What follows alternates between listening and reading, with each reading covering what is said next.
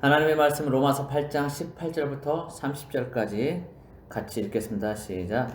생각하건대 현재의 고난은 장차 우리에게 나타날 영광과 비교할 수 없도다. 피조물이 고대하는 바는 하나님의 아들들이 나타나는 것이니 피조물이 허무한데 굴복하는 것은 자기 뜻이 아니요 오직 굴복하게 하시는 이로 말미암음이라. 그 바라는 것은 피조물도 썩어짐의 종노릇한 데서 해방되어 하나님의 자녀들의 영광의 자유에 이르는 것이니라. 피조물이 다 이제까지 함께 탄식하며 함께 고통을 겪고 있는 것을 우리가 아느니라. 그뿐 아니라 또한 우리 곧 성령의 처음 익은 열매를 받은 우리까지도 속으로 탄식하여 양자될 것 곧 우리 몸의 속량을 기다리느니라. 우리가 소망으로 구원을 얻었음에 보이는 소망이 아니니 보는 것을 누가 바라리요. 만일 우리가 보지 못하는 것을 바라면 참음으로 기다릴지니라. 이와 같이 성령도 우리의 연약함을 도우시나니 우리는 마땅히 기도할 바를 알지 못하나 오직 성령이 말할 수 없는 탄식으로 우리를 위하여 친히 간구하시느니라. 마음을 살피시는 이가 성령의 생각을 아시나니 이는 성령이 하나님의 뜻대로 성도를 위하여 간구하심이니라. 우리가 알거니와 하나님을 사랑하는 자 곧 그 뜻대로 부르심을 입은 자들에게는 모든 것이 합력하여 선을 이루느니라. 하나님이 미리 아신 자들 또한 그 아들의 형상을 본받게 하기 위하여 미리 정하셨으니 이는 그로 많은 형제 중에서 맏아들이 되게 하려 하심이니라. 또 미리 정하신 그들을 또한 부르시고 부르신 그들을 또한 의롭다 하시고 의롭다 하신 그들을 또한 영화롭게 하셨느니라. 아멘. 네, 오늘 말씀은 회복을 기다리는 피조물들이라는 제목으로 보겠습니다. 회복을 기다리는 피조물들. 자, 우리는 누군가를 애타게 기다린 경험이 한 번쯤 있습니다. 제가 어릴 때는 보면 시골에 일자리가 그렇게 많지 않았습니다. 일자리가 별로 없었죠. 그래서 가족들의 생계를 위해서 시골에서 도시로 이제 돈 벌러 가는 아버지들이 많이 있었습니다. 그런 경우는 가족들은 아버지가 빨리 돈을 많이 벌어서 집에 돌아오기를 기다릴 것입니다. 그리고 군대 간 아들이 있는 부모는 그 아들로부터 편지가 오기를 기다릴 것입니다. 지금은 핸드폰이 있어서 군입대를 해도 서로 연락을 자주 할 수 있어서 굳이 편지를 많이 쓰진 않습니다. 거의 쓰지 않죠. 근데 훈련소에 있을 때는 휴대폰을 쓸 수가 없어요. 그래서 훈련소에 있을 때는 이제 군대 간 사람들은 난생 처음으로 그때 이제 편지를 부모님께 쓰게 되죠. 자식으로부터 처음 편지를 받아본 부모는 남다른 감회를 느낍니다. 저도 그랬습니다. 아들들이 한 달 사이로 두 녀석이 같이 군입대를 했습니다. 훈련소에서 이제 옷이나 신발 같은 그 물품을 이제 보내오면서 그 안에 편지를 같이 써서 보내왔는데 태어나서 난생 처음? 처음은 아니겠구나. 어릴 때 한두 번씩 했으니까. 어쨌든 군에서 편지를 이제 받아보는데 감회가 좀 새로웠죠. 그 후로도 몇 번 편지를 받았습니다. 훈련소에 있는 기간 동안에. 그리고 공중전화를 통해서 전화 통화도 거의 이제 매일 하고 그랬죠. 그런데 자대 배치를 받으면 그때부터 이제 핸드폰을 받아서 쓸 수가 있거든요. 그래서 핸드폰을 자대로 보내줬습니다. 정말 희한한 거는 핸드폰을 자대로 보내주면 전화 통화를 더 많이 할 것 같은데 그 후로는 전화를 일치 안 해요. 편지도 안 해요. 왜 그런가 했는데 이제 핸드폰 있으니까 아무 때나 할 수 있다는 거죠. 근데 아무 때나가 한 번도 안 하더라고요. 가끔 이제 우리가 전화를 해봐야 소식을 알 수 있을 그런 정도였습니다. 근데 이제 다른 집 애들, 군대 간 애들 이제 물어보면은, 그 부모들한테 물어보면은, 그 집은 날마다 전화가 온다는 거야, 아들한테. 안부 전화가 온다는 거죠. 근데 우리 아들들은 희한하게, 휴대폰 받은 뒤로는 전화를 안 해요. 아무튼, 훈련소에 있는 동안에는, 꼬박꼬박 편지도 이제 자주 하고, 전화 통화도 하고 그랬죠. 그때 이제 공중전화로 했었기 때문에 줄 서서 하고 이제 그러니까 넘들 하니까 나도 이제 같이 이제 하고 그랬던 것 같은데 휴대폰 받은 뒤로는 감감무소식, 무소식이 희소식이다 이제 그러고 살았죠. 자, 희한한 일이긴 했는데 아무튼 자 그리고 취직시험이나 이제 승진시험을 치른 사람들은 합격 통지서를 또 애타게 기다리죠. 그리고 사랑하는 연인들이나 주말 부부는 이제 서로의 만남을 또 애타게 기다릴 것입니다. 우리 우스갯소리로 그런 얘기가 있죠. 주말 부부 하려면 얼마? 몇십 년? 아니면 몇백 년? 그런 공을 쌓아야 겨우 주말 부부를 할 수 있다. 무슨 의미인지 아시죠? 중년쯤 되면 이제 아내들은 남편이 집에 있는 걸 싫어해요. 그래서 하루 세끼 밥을 다 챙겨줘야 되기 때문에 삼식이라고 그러죠. 삼식이. 하루 세끼 밥을 챙겨 먹는다 집에서. 그러니까 아내를 괴롭게 한다 이런 거죠. 그래서 우스갯소리로 이제 주말 부부 하는 사람들은 참 행복하다 이런 얘기를 하는 거예요. 그래서 주말 부부를 하려면 몇백 년 아니면 몇억 년이라고 했던가 그 정도의 공로를 쌓아야 겨우 주말 부부를 할 수 있다. 행복한 사람이다 이런 얘기를 하는데 그러나 이제 실제적으로 주말 부부를 하는 사람들 이제 신혼 때는 굉장히 이제 애틋하게 그렇게 서로를 기다리죠. 또 그리고 그런 농담을 이제 농담일 뿐이고 실제 이제 주말 부부 하는 사람들은 또 서로 기다리고 그러죠. 그리고 이제 연인들은 날마다 이제 만나는 것을 또 기다릴 것이고, 그리고 결혼을 앞둔 또 예비 신랑 신부는 결혼식 날만을 또 손꼽아 기다리겠죠. 이 결혼식 중에 이제 이스라엘 결혼식이 있는데 이스라엘에서는 결혼식을 하기 전에 약혼을 먼저 합니다. 우리도 예전에는 약혼식이 있었죠. 약혼하고 결혼하고 그렇게 했었는데 이스라엘도 약혼이 있습니다. 지금도 있어요. 약혼을 하고 약 1년 동안 신랑은 이제 살 집을 준비를 합니다. 그리고 그 동안에 신부는 이제 신랑을 기다리고 있는 거죠. 1년 뒤에 이제 신랑이 신부를 데리러 옵니다. 이들은 서로를 만나서 이제 결혼식을 하기까지 굉장히 설렘으로 서로를 또 기다리겠죠. 이 기다림은 길기도 하고 때로는 짧기도 합니다.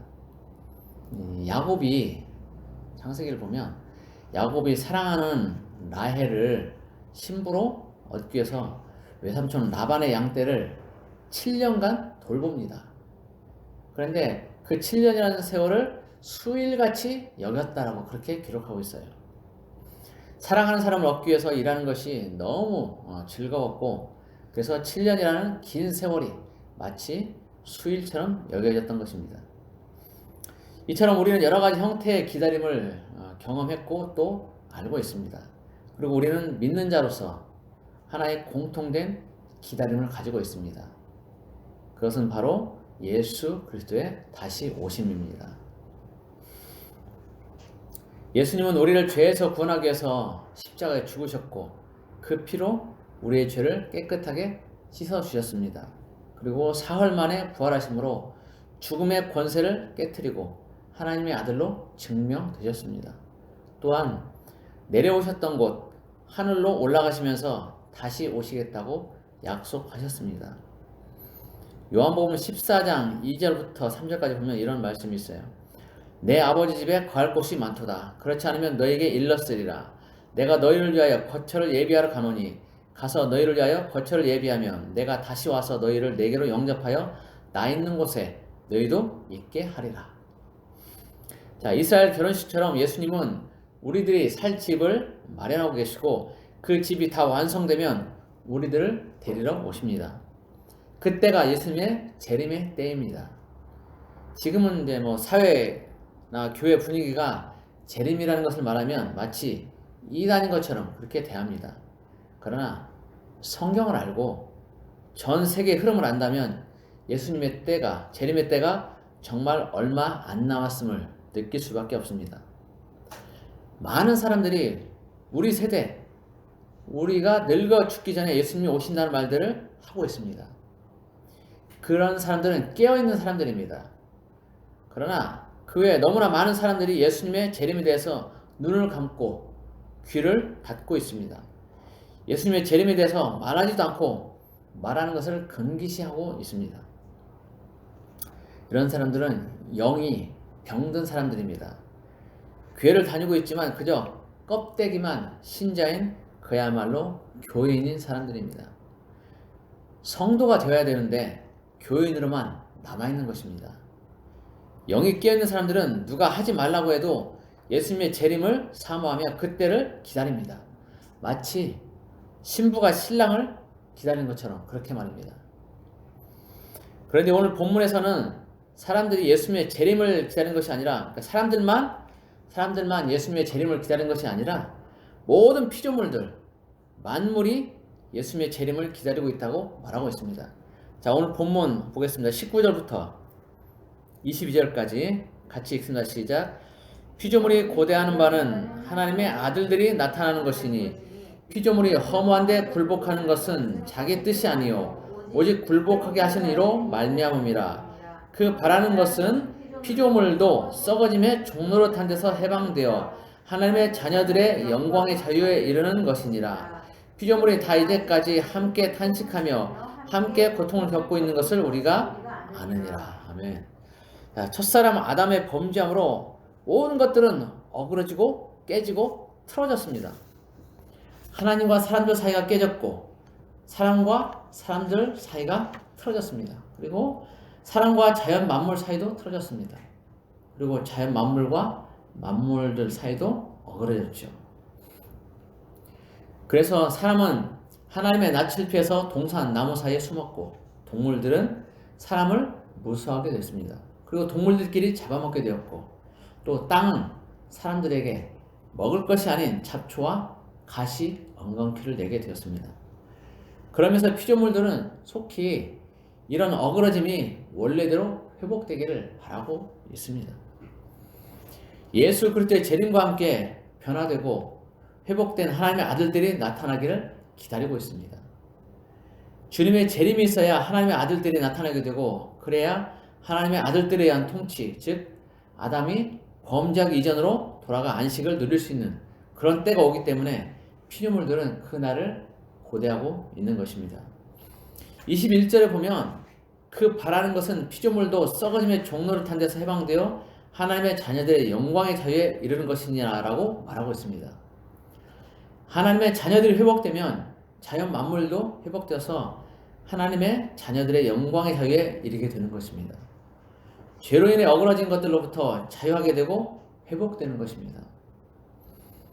우리들 사람들만 주님의 재림을 기다리고 있다라고 그렇게 생각하지만 실제로는 모든 자연 만물이 우리와 똑같이 주님의 재림을 기다리고 있는 것입니다. 이처럼 자연 만물들도 주님의 재림을 기다리고 있는데 하물며 하나님을 닮게 창조된 사람이 주님의 재림을 기다리고 있지 않다면 그 사람은 정말 대책이 없는 사람이고 안타까운 사람일 것입니다. 그 사람 인생에는 아무런 소망도 없게 되는 것입니다. 사람이 태어나고 죽는 것은 모든 사람에게 다 동일합니다. 다 주어졌어요. 그러나 사람으로 태어났다는 것에는 우리가 상상도 할 수 없는 엄청난 축복이 주어져 있음을 알아야 합니다.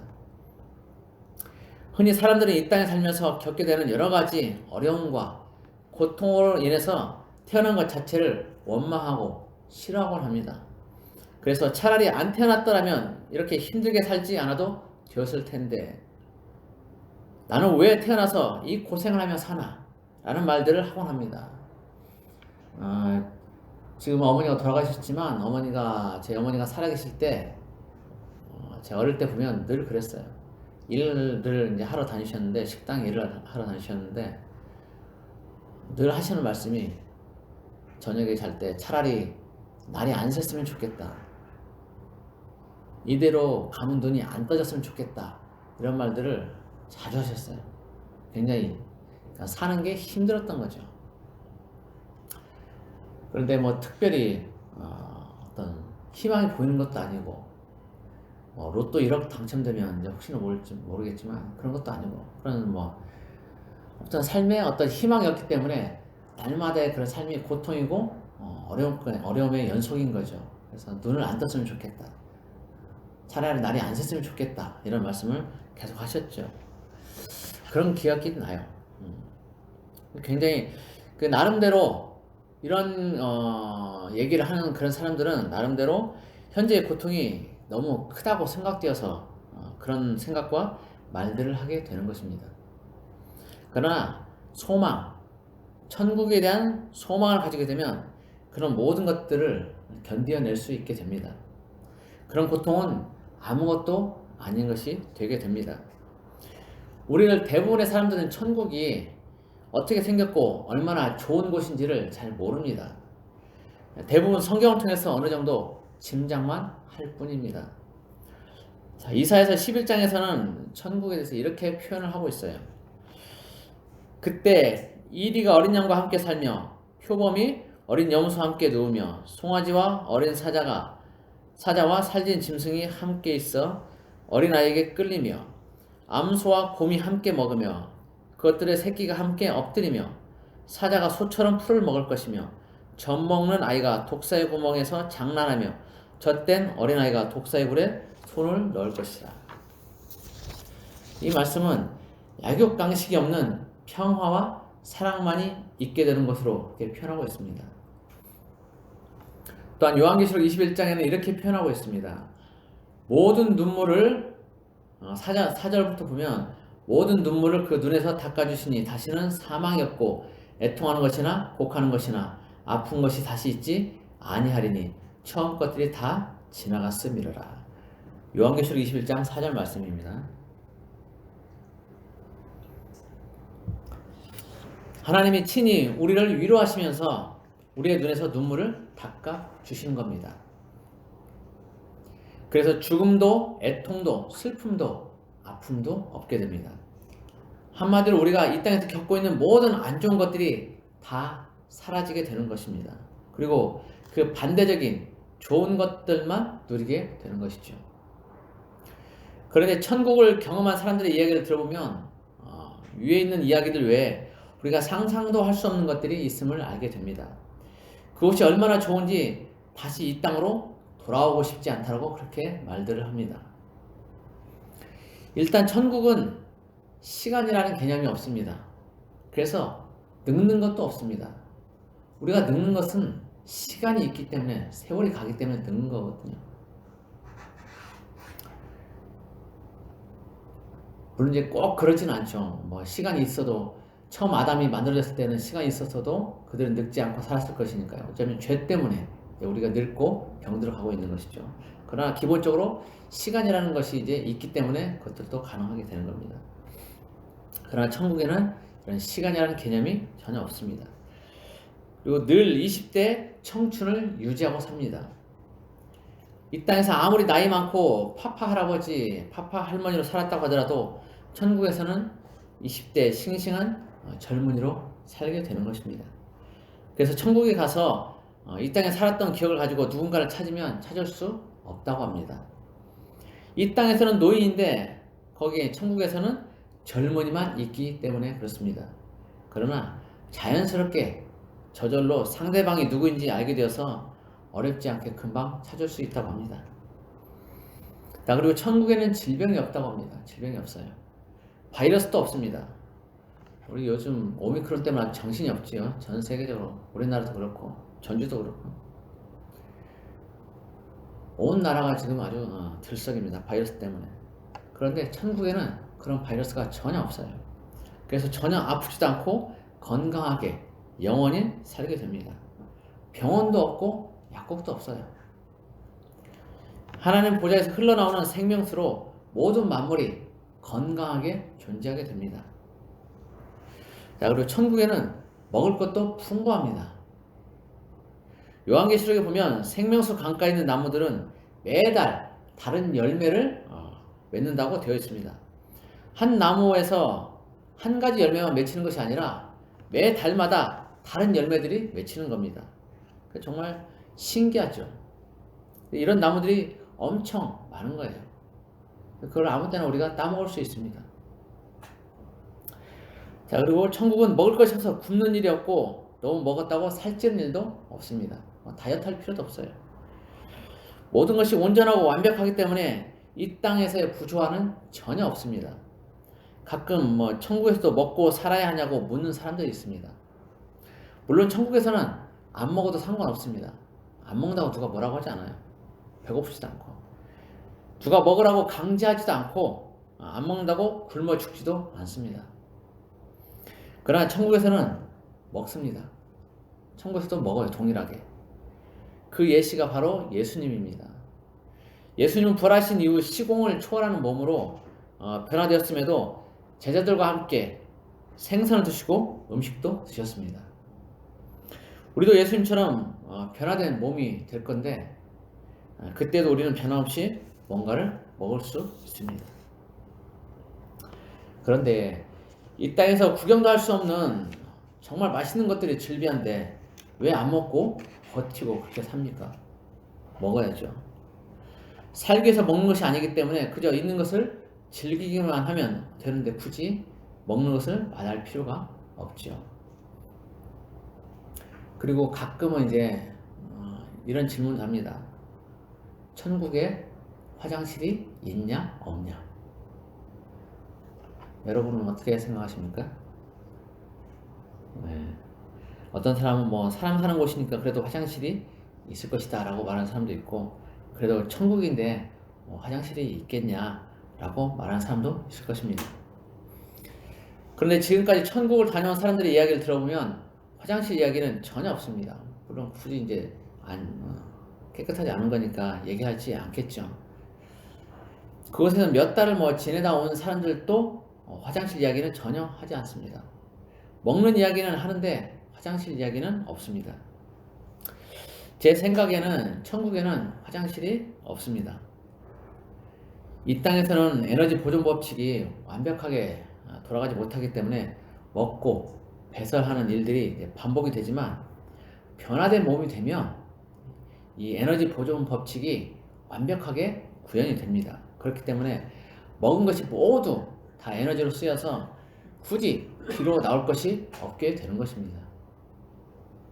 완벽한 몸에 완벽한 에너지 보존 법칙이 적용되는 것입니다. 손실이 없는 거예요.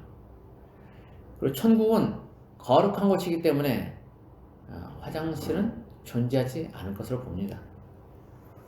이외에도 천국은 엄청난 일들로 가득하다고 합니다. 태어난 것이 원망이 아닌 감사가 되게 될 것입니다. 나에게 생명을 주시고 이 땅에서 태어나게 해주신 것이 얼마나 감사한지를 고백하게 될 것입니다. 보이지 않는다고, 눈에 보이지 않는다고 존재하지 않는 것이 아닙니다.